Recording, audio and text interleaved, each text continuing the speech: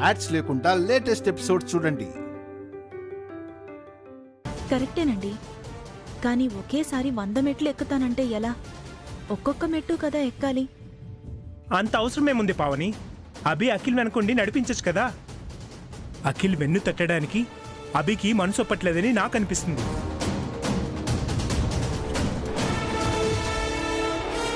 ఏంటండి ఇలా మాట్లాడుతున్నారు?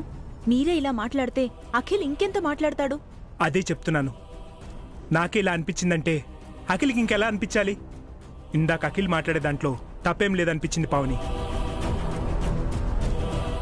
ఏం మాట్లాడుతున్నారండి? అభి గురించి నాకంటే మీకే బాగా తెలుసు. నువ్వెన్నైనా చెప్పు పావని, అభి ఇదివరకులా లేడు, చాలా మారిపోయాడు. ఆ రోజు నా విషయంలో కూడా చాలా కఠినంగా ప్రవర్తించాడు. అన్ననని కూడా చూడకుండా అందరి ముందు నన్ను అవమానించాడు.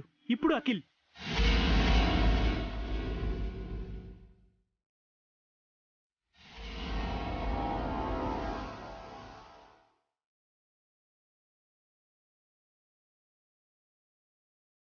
ఆ రోజైనా ఈ రోజైనా మీ మంచి కోరే అభి అలా అన్నాడండి. అయినా అభి వసూలు వల్లే కదా ఈ రోజు మీరు సొంతగా ఈవెంట్స్ చేస్తున్నారు.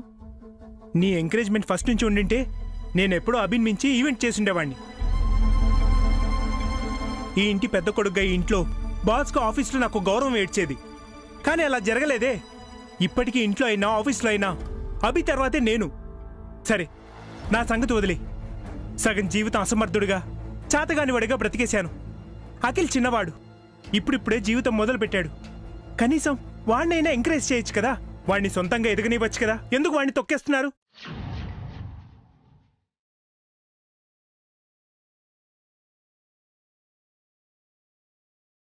తొక్కేస్తున్నారా? ఏం మాటండి అది? నాకు అలాగే అనిపిస్తుంది. ఈ రోజు ఏమైంది మీకు? ఏదేదో మాట్లాడుతున్నారు. ఈ రోజే కాదు, చాలా రోజుల నుంచి నాలో ఈ బాధ ఉంది. ఎవరికి చెప్పాలో ఎలా చెప్పాలో తెలియలేదంతే.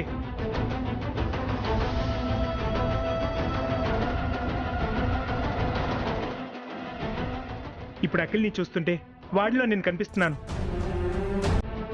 ఇంకా చెప్పాలంటే నిన్న మొన్నటిదాకా నేను కూడా అణిచివేయబడ్డాను. నాకు ఎలాంటి ఏ విలువ లేదు. ఒక మనిషిగా కూడా నాకు గుర్తింపు లేదు. అభి ఏ రోజు నాకు... మీకు నిజంగా ఏదో దెయ్యం పట్టినట్టుంది. పిచ్చి పిచ్చిగా మాట్లాడుతున్నారు. నిజం మాట్లాడేవాడిని పిచ్చివాడే అంటారు పావని. నేను నీకు కూడా లోకు అయిపోయాను కదా.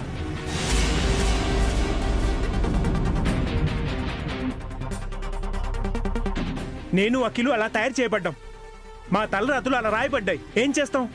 దయచేసి మీరింకేం మాట్లాడకండి. మీ మాటలు నేను విన్నాను కాబట్టి సరిపోయింది. అత్తయ్య, మావయ్య లేక అభి వసూలు వింటే చాలా బాధపడతారండి.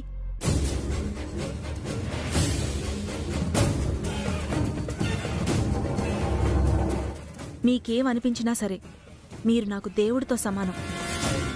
మీకు దండం పెట్టి అడుగుతున్నాను, ఇంకెప్పుడూ ఇలాంటి మాటలు మాట్లాడకండి. మీకు మీరే మీ విలువ గౌరవం తగ్గించుకోకండి.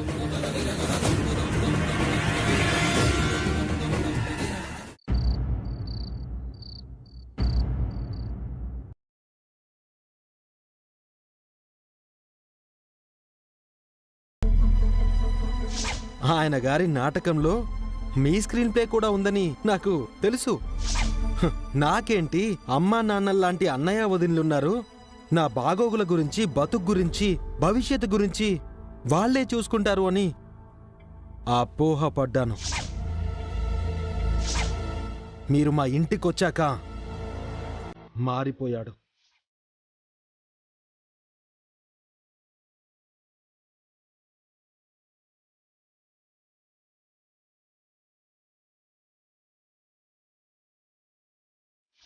అఖిల్ వెన్ను తట్టడానికి అభికి మనసు ఒప్పట్లేదని నాకు అనిపిస్తుంది. ఇంకా చెప్పాలంటే నిన్న మొన్నటిదాకా నేను కూడా అణిచివేయబడ్డాను. నాకు ఎలాంటి ఏ విలువ లేదు. ఒక మనిషిగా కూడా నాకు గుర్తింపు లేదు.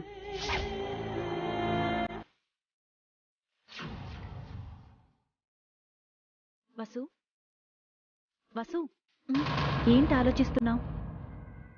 ఏం లేదక్కా. ఇంట్లో జరుగుతున్న గొడవల గురించా?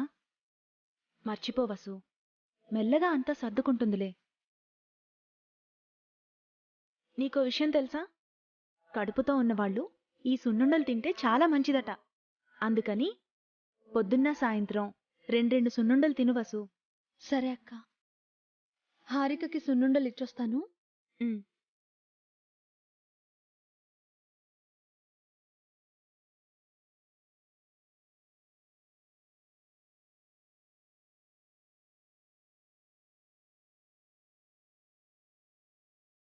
హారిక, హారిక, ప్రెగ్నెంట్ లేడీస్ సున్నుండలు తినడం మంచిదంట. తీసుకో హారిక. రోజు తిను, ఇంకా చాలా ఉన్నాయి.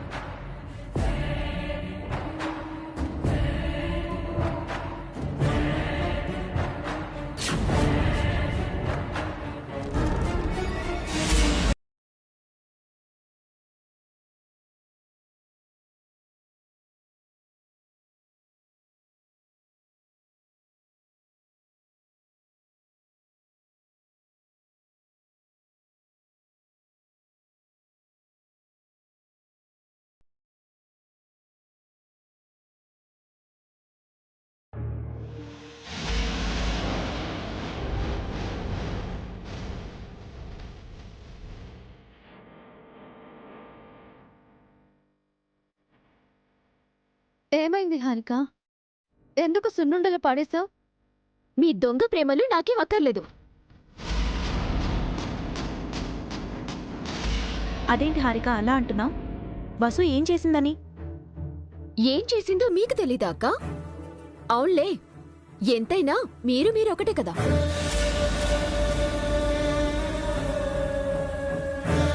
ఓ పక్క మా ఆయనకు అన్యాయం చేస్తూ ఇంకో పక్క నా మీద లేని ప్రేమని వలుకుపోస్తున్నారు. హారిక, హారిక,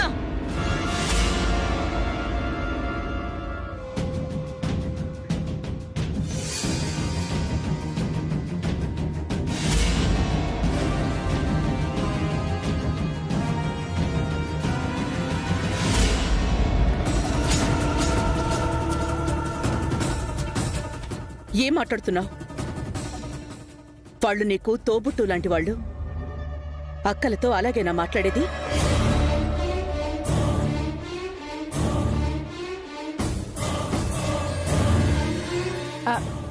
హారిక తప్పేం మాట్లాడింది వదినా? మొన్న విషయమే కదా చెప్పింది. అఖిలకి డబ్బులు ఇవ్వద్దని వసు చెప్పింది నిజమే కదా? అఖిలకొచ్చిన ఈ ఈవెంట్ ని అభి లాగేసుకోవడం నిజం కాదా? చేయాల్సినవన్నీ చేసి ఇప్పుడెందుకు ఈ దొంగ నాటకాలు? ఆ విషయం అభి అఖిల్ చూసుకుంటారు. తోడుకోడళ్లతో హారిక గొడవ పడ్డమేంటి? ఆయనకు అన్యాయం జరిగితే నాకు జరిగినట్టు కాదా అత్తయ్య? ఆయన ఎంత బాధపడుతున్నారో మీకు తెలుసా? భర్త కష్టాల్లో ఉంటే ఏ భార్య ఆనందంగా ఉంటుంది? మా బాధకి కారణమైన వాళ్ళని మేమేమీ అనకూడదా? అన్నయ్య బాధపడితే నువ్వు మాత్రం బాధపడకుండా ఉంటావా వదినా? కష్ట సుఖాల్లో భార్యాభర్తలు ఒకరికొకరు తోడుగా ఉండాలి కదా. అది నిజమే వదినా, కానీ సమస్యను పరిష్కరించుకునే విధానం ఇది కాదు. ఇంట్లో మగపిల్లలు గొడవపడి ఆడపిల్లలు కూడా మాట అనుకుంటే అర్థం లేదు. నాకు బాధ అనిపించింది అత్తయ్య. నేను చేసింది తప్పైతే నన్ను క్షమించండి.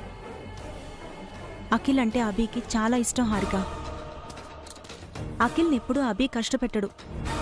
నువ్వు వేరేలా అపార్థం చేసుకోకు.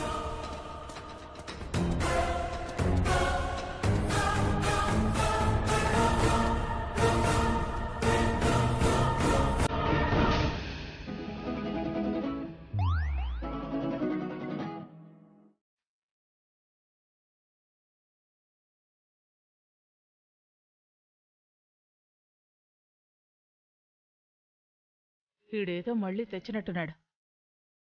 ఏంట్రా బన్నీ, ఎక్కడెక్కడో చెత్త ఇంటికి తీసుకొస్తున్నా? ఇది చెత్త కాదమ్మా, నమలిపించాలు. ఇవి ఇంట్లో పెట్టుకుంటే అంతా మంచి జరుగుతుందంట.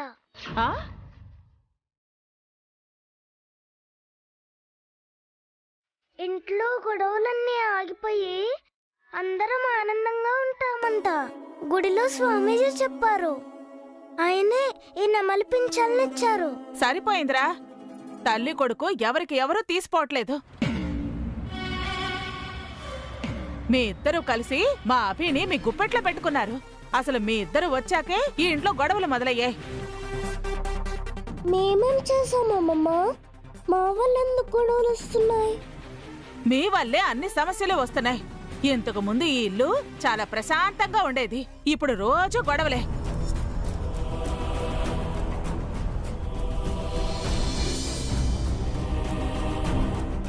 ఈ చెత్త ఇంట్లో పెట్టుకుంటే మంచి జరుగుతుందని ఏ సన్నాసి చెప్పాడ్రా? ఇలా ఇవ్వు, బయట పడేస్తాను. ఇవ్వరా? ఇవ్వు.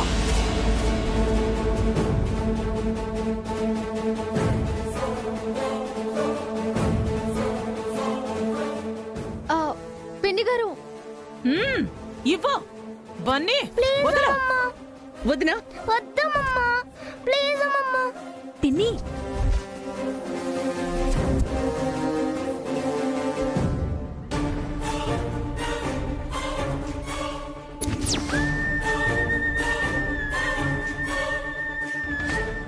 బన్నీ,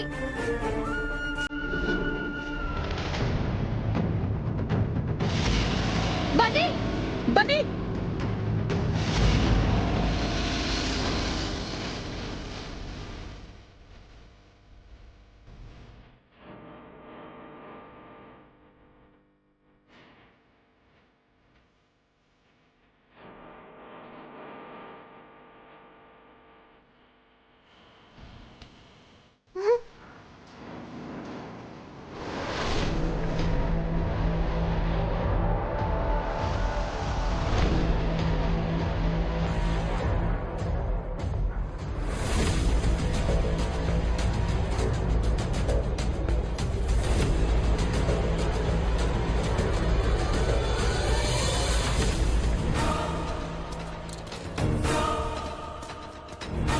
చిన్న పిల్లాన్ని నెట్టేస్తారా? అసలు బుద్ధుందా మీకు? అది కాదబి, వీడేదో చెత్త తీసుకొచ్చి మంచి జరుగుతుందని వాగుతున్నాడు. మంచి జరుగుతుందనే కదా చెప్పాడు. అంత చిన్న పిల్లాడుకున్న బాధ్యత కూడా మీకు లేదు. ఇంట్లో అందరూ ఆనందంగా ఉండాలని బన్నీ కోరుకుంటున్నాడు. అది తప్ప? అయినా మీరేంటమ్మా అత్త ఇలా చేస్తుంటే మౌనంగా ఉన్నారు? నేను మాట్లాడి ఏం ప్రయోజనం ఉంది అభి? ఎవరు వింటున్నారు? నా మాటకి ఎవరు విలువిస్తున్నారు? ఎవరికి వాళ్ళు పెద్దవాళ్ళైపోయి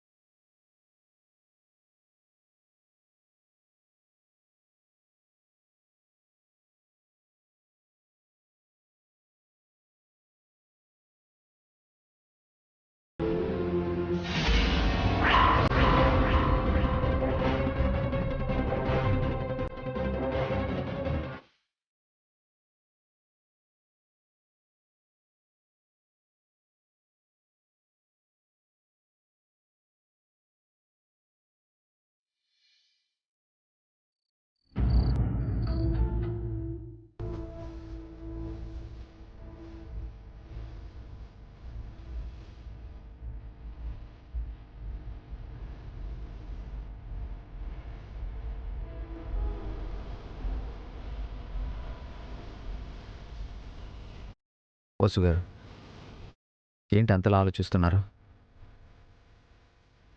మీరేమనుకోకపోతే నేను ఒక విషయం చెప్తానండి.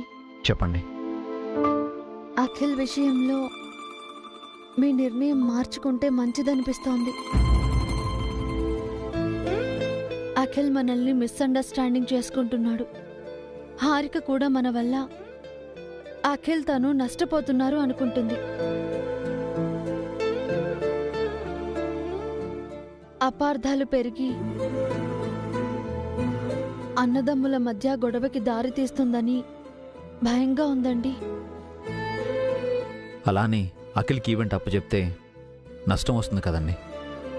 ఆ నష్టం కంటే మీ మధ్య వచ్చే అభిప్రాయ భేదాలు, గొడవల వల్ల వచ్చే నష్టం చాలా ఎక్కువండి. డబ్బులు పోతే సంపాదించుకోవచ్చు, కానీ మనసులు విరిగితే మళ్ళీ అతికించలేము. ఏం జరిగినా సరే మనమంతా కలిసే ఉండాలి. ఈ ఇల్లు ఒకటిగా ఉండాలి. ఈ ఉమ్మడి కుటుంబం ఎప్పటికీ చెదిరిపోకూడదు. అన్నదమ్ముల మధ్య ఎలాంటి గొడవలొచ్చి విడిపోతారో అని అత్తయ్య, మావయ్య గారు కూడా వరి అవుతున్నారండి. మీ మనసులో ఏముందో చెప్పండి. కష్టమో నష్టమో అఖిల్తో ఒక ఈవెంట్ చేయించండి. మీరు వెంటుండి చూసుకోండి. అలా అఖిల్కి కూడా అనుభవం వస్తుంది. భాస్కర్ బావగారిలా సొంతంగా ఈవెంట్ చేస్తాడు. అఖిల్, హారిక హ్యాపీగా ఉంటారు. వాళ్ళకి పుట్టబోయే బేబీకి గిఫ్ట్గా ఈవెంట్నివ్వండి. సరేనండి, మీరు చెప్పింది కూడా కరెక్టే. టైం చూసుకుని అతి త్వరలో అఖిల్కి ఒక మంచి ఈవెంట్ అప్పచెప్తాను. దగ్గరుండి చూసుకుంటాను. వాడికి కాన్ఫిడెన్స్ ఇస్తాను. చాలా చాలా థ్యాంక్స్ అండి. ఇప్పుడు నా మనసుకి హాయిగా ఉంది. అఖిల్ని, హారికని ఆనందంగా చూడాలి. అదే నా కోరిక. మమ్మీ,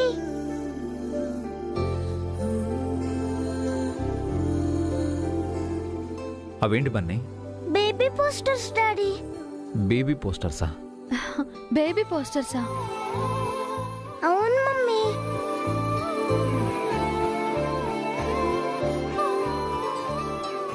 అందమైన చిన్నపిల్లల ఫోటోలు. ఇవి గోడలు కతికించాలి. నువ్వు ఈ పిల్లల ఫోటోలు చూస్తూ ఉండాలి మమ్మీ. అప్పుడు నాకు అందమైన తమ్ముడు పుడతాడు. ఇవన్నీ నీకెవరు చెప్పారు బన్నీ? మా ఫ్రెండ్ వాళ్ళ మమ్మీ కడుపులో కూడా ఒక బుజ్జి పాప ఉందంట డాడీ.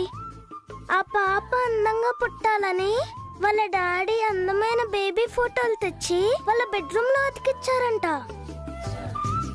అందుకే నేను కూడా నా చిన్న తమ్ముడు కూడా అందంగా పుట్టాలని ఈ పోస్టర్స్ తెచ్చాను.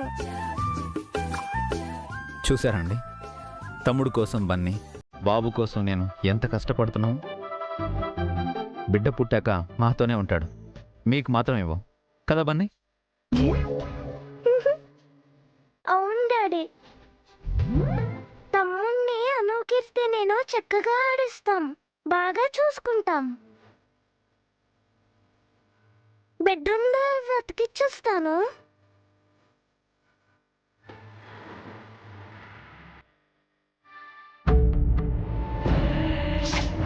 నువ్వు నీ బిడ్డని వదులుకోవాల్సిందే. నువ్వు నీ బిడ్డని వదులుకోలేని పక్షంలో నేను ఈ ఇంటి నుంచి శాశ్వతంగా వెళ్ళిపోవడం.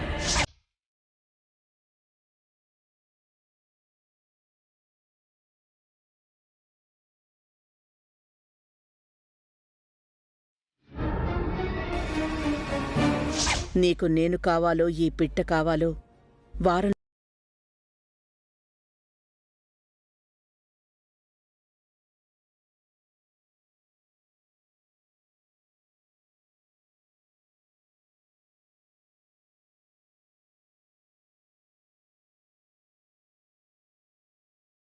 వారంలోపు బిడ్డని వదిలేసుకోమని అత్తయ్య చెప్పారు. వీళ్ళేమో పుట్టబోయే బిడ్డ కోసం ఆశలు పెంచుకుంటున్నారు. ఏం చెయ్యాలి? నా బాధ ఎవరితో చెప్పుకోవాలి?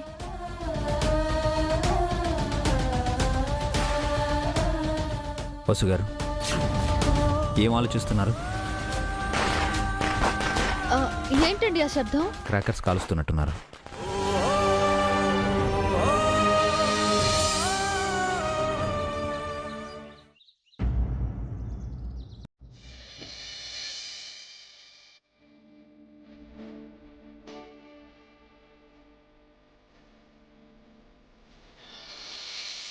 అక్క మామిడి తోరణం రెడీ.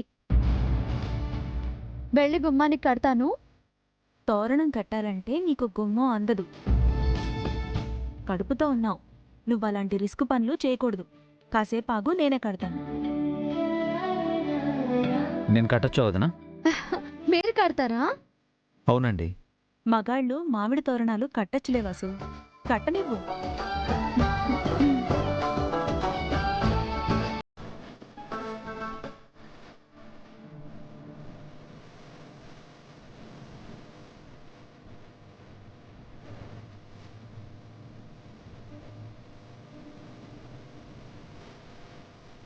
మమ్మీ